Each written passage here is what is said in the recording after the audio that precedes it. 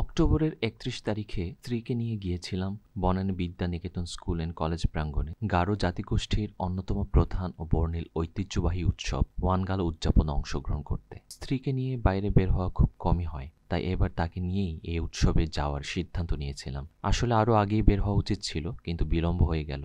যখন বের হলাম তখন ঘড়িতে বিকেল ৪:১৫ বাজে। তবুও মনটা ভালো, কারণ একটা সুন্দর উৎসবে যোগ দিতে যাচ্ছি, আর উদ্দেশ্য ছিল আপনাদেরকেও এই উৎসবের অভিজ্ঞতা দেখানো। বাইক নিয়ে রওনা দিলাম, তবে বনানীতে পৌঁছে গুগল ম্যাপ দেখে খুঁজে নিতে হলো স্কুলটির সঠিক অবস্থান। ঠিকানা পেয়ে ভেতরে প্রবেশ করতেই মনে হলো যেন অন্য এক জগতে চলে এসেছি।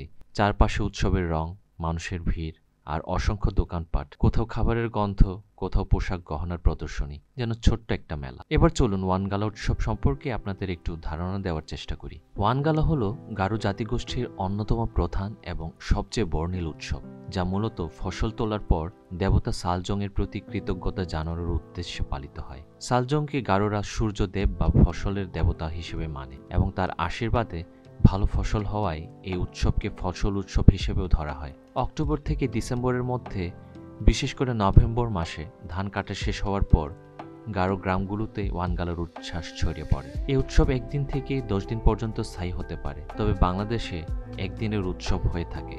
সবচেয়ে ঐতিহ্যবাহী রূপ হল সাসাত শোয়া ওয়ানগালা। এর বিভিন্ন ধাপের মধ্যে রুগালা, কক্কাত, মিসালাম ও চাচাত শোয়া বিশেষ উল্লেখযোগ্য। এই ধাপগুলোতে দেবতার উদ্দেশ্যে ধান উৎসর্গ, আশীর্বাদ প্রার্থনা, গান, নাচ এবং দলবদ্ধ উদযাপন অনুষ্ঠিত হয়। ওয়ানগালার মূল প্রাণ হল দামা, রাঙের তালে তালে গারোদের ঐতিহ্যবাহী নৃত্য, যেখানে নারীরা গান্না, রঙিন দকমান্দা পরিধান করে অংশ নেয় আর পুরুষরা দামা বাজিয়ে নাচের ছন্দ তৈরি করে। আমি দুঃখ প্রকাশ করছি এই কারণে যে এইসবের কোনো কিছুই আমি ভিডিও ধারণ করতে পারিনি, যেহেতু এই প্রোগ্রামগুলো সকাল থেকেই শুরু হয়ে গিয়েছিল এবং আমরা অনুষ্ঠানের প্রায় শেষ অংশে ছিলাম। এছাড়াও ওয়ানগালাতে নানা ধরনের আয়োজন করা হয়, যেগুলোর কোনোটাই আপনাদেরকে দেখাতে পারছি না। সার্বিকভাবে ওয়ানগালা শুধু একটি উৎসব নয়, গারোদের ঐতিহ্য, পরিচয়, কৃতজ্ঞতা, প্রকৃতি নির্ভর জীবন দর্শন এবং শক্ত সামাজিক বন্ধনের প্রতিফলন।